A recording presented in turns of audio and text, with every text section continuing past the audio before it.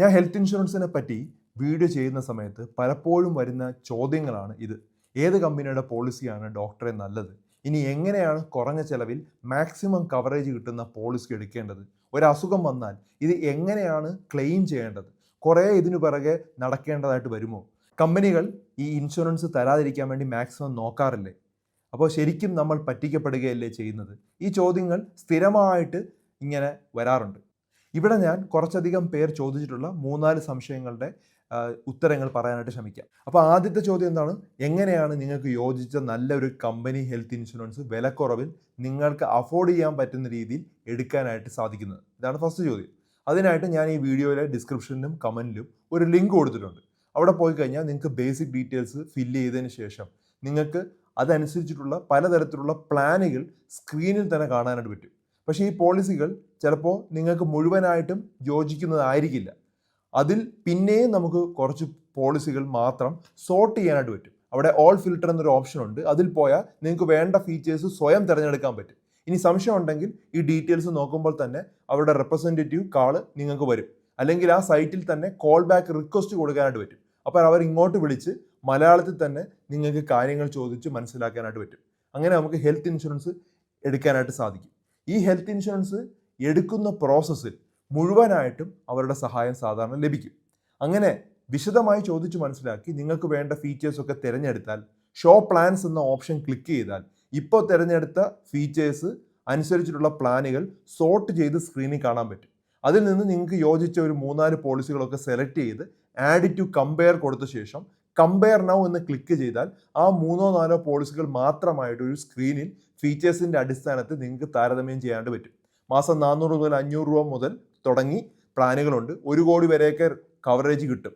അങ്ങനെയുള്ളത് വരെ ഉണ്ട്. ഇപ്പോൾ കുടുംബത്തിന് മൊത്തമായിട്ടും എടുക്കാനായിട്ട് പറ്റും. ചെറിയ EMI മതി ഇപ്പോൾ അടയ്ക്കാനായിട്ട്. ഇപ്പോൾ എടുത്ത ഏകദേശം 25% വരെ ഡിസ്കൗണ്ട് വരെ ഉണ്ട്. ഈ ഒരു ലിങ്കിലൂടെ ഏകദേശം 51+ കമ്പനികളുണ്ട്. അപ്പോൾ ഇന്ന പോളിസി ആണ് എനിക്ക് എടുക്കാനെന്ന് പറയാനായിട്ട് പറ്റില്ല.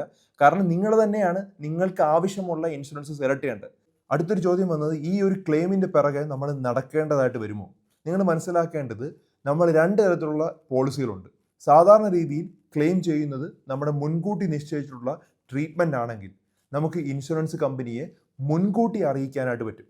അവരുടെ ആപ്പ് വഴിയോ അതിലൂടെ അവരുടെ നമ്പർ വഴിയോ നമുക്ക് അറിയിക്കാം. ഇനി പെട്ടെന്നുള്ള അഡ്മിഷനൊക്കെ ആണെങ്കിൽ 24 മണിക്കൂറിനുള്ളിൽ ഹോസ്പിറ്റൽ മുഖാന്തരം നമ്മുടെ ഇൻഷുറൻസ് കമ്പനിയെ അറിയിച്ചാൽ മതി.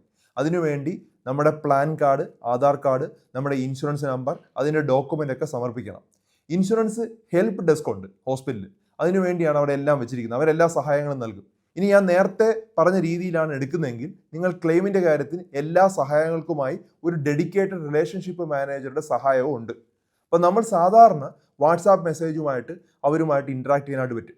ക്ലെയിമിൻ്റെ ആവശ്യത്തിന് വേണ്ട എല്ലാ സഹായങ്ങളും അവർ നമുക്ക് വേണ്ടി ചെയ്തു തരും. 30 മിനിറ്റിനുള്ളിൽ തന്നെ ക്ലെയിം സപ്പോർട്ടും കിട്ടും. ഇതിന് പുറകെ നമ്മൾ നടക്കേണ്ട ഒരു സാഹചര്യം വരാറില്ല. ഇനി അടുത്തൊരു ചോദ്യം, ഇൻഷുറൻസ് കമ്പനികൾ ക്ലെയിം നിരസിക്കുന്നത് എപ്പോഴാണെന്നുള്ളതാണ്.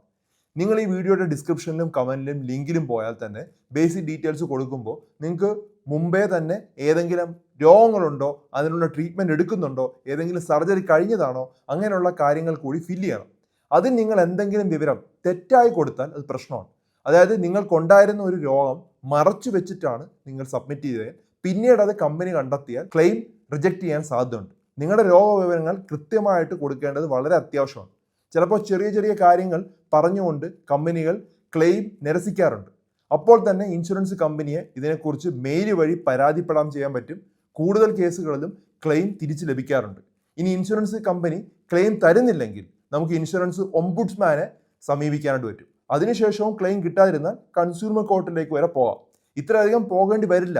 മെജോറിറ്റി കേസുകളിലും ക്ലെയിം കിട്ടുക തന്നെ ചെയ്യും. ഇനി ചുരുക്കം ചില കേസുകളിൽ കിട്ടിയില്ലെങ്കിലും ന്യായം നമ്മുടെ ഭാഗത്താണെങ്കിൽ അത് വാങ്ങിച്ചെടുക്കാനായിട്ടുള്ള എല്ലാ നിയമപരമായിട്ടുള്ള ആനുകൂല്യങ്ങളും നമുക്ക് അവൈലബിൾ ആണ്. അത്രയും റെഗുലേറ്റഡ് ആണ് ഇന്ത്യയിലെ ഇൻഷുറൻസ് സെക്ടർ. അപ്പോൾ ചുരുക്കം ചില ക്ലെയിമുകൾ നിരസിക്കപ്പെടുന്നതെന്ന് വെച്ച് ഹെൽത്ത് ഇൻഷുറൻസ് എടുക്കാതിരുന്നാൽ നാളെ ലക്ഷങ്ങളുടെ ഒരു ഹോസ്പിറ്റൽ ബില്ല് നമുക്ക് വന്നു കഴിഞ്ഞാൽ നമ്മൾ കാലങ്ങളായിട്ട് സമ്പാദിച്ചു വെച്ച ഒക്കെ നമ്മൾ നഷ്ടപ്പെടും.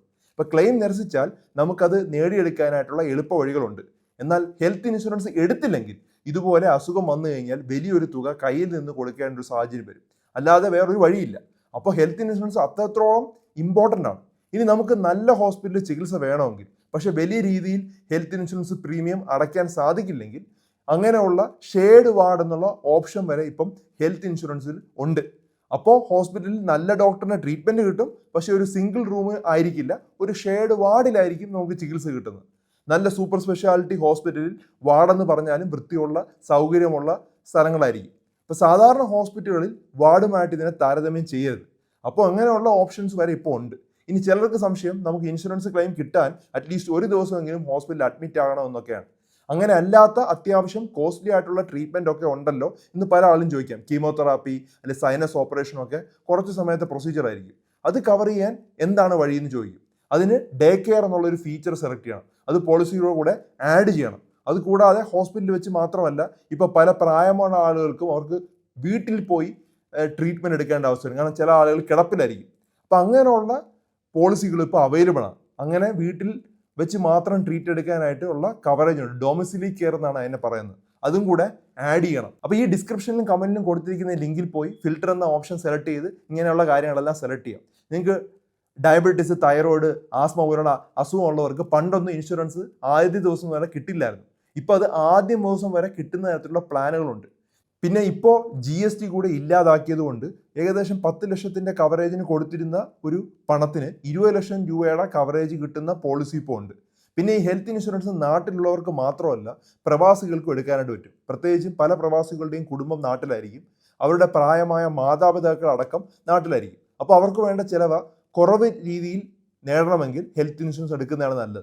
ഇപ്പോൾ നമ്മൾ ബാക്കിയുള്ള സ്ഥലങ്ങളെ വെച്ച് കമ്പയർ ചെയ്യുമ്പം ഇന്ത്യയിൽ 35% ആ എമൗണ്ട് കുറവാണ്. ഇപ്പോൾ ലോകത്ത് എവിടെ ഇരുന്ന് വേണമെങ്കിലും നമുക്കത് കൺട്രോൾ ചെയ്യാൻ പറ്റും. പ്രവാസികൾ ഇന്ത്യയിൽ ചികിത്സ തേടാൻ ആഗ്രഹിക്കുന്നുണ്ടെങ്കിലും അത് ഹെൽപ്പ് ചെയ്യും. അപ്പോൾ അതിനായിട്ടുള്ള ലിങ്കാണ് ഞാൻ നേരത്തെ കൊടുത്തിരുന്നത്. ഡിസ്ക്രിപ്ഷനിലും കമൻറ്റ് ബോക്സിലും ഉണ്ട്. അല്ലെങ്കിൽ സ്ക്രീനിൽ കാണുന്ന QR കോഡ് സ്കാൻ ചെയ്താലും അതിലോട്ട് എത്താനായിട്ട് പറ്റും. അപ്പോൾ ക്ലെയിം നിരസിക്കുമോ എന്നോർത്ത് ആരും ഹെൽത്ത് ഇൻഷുറൻസ് എടുക്കാതിരിക്കരുത്. ഭൂരിഭാഗം കേസുകളിലും എളുപ്പത്തിൽ തന്നെ ക്ലെയിം ലഭിക്കുന്നതാണ്. പക്ഷേ ഹെൽത്ത് ഇൻഷുറൻസ് ഇല്ലെങ്കിൽ നമ്മൾ വർഷങ്ങളായിട്ട് സമ്പാദിച്ചു വെച്ച പണം ഹോസ്പിറ്റലിലേക്ക് പോകാൻ അധിക സമയമൊന്നും വേണ്ട. അതുകൊണ്ടാണ് എല്ലാവരും ആ ലിങ്ക് ഒന്ന് ചെക്ക് ചെയ്യാനായിട്ട് പറഞ്ഞത്. ഇപ്പോൾ തന്നെ ഹെൽത്ത് ഇൻഷുറൻസ് എടുത്തു വയ്ക്കാനായിട്ട് ശ്രമിക്കുക. ധാരാളം ആളുകൾക്കായിട്ട് ഈ വീഡിയോ ഷെയർ ചെയ്ത് കൊടുക്കുക. വളരെ പ്രധാനപ്പെട്ട ഒരു വീഡിയോ ആണ് നമ്മളിന്ന് ഡിസ്കസ് ചെയ്തത്.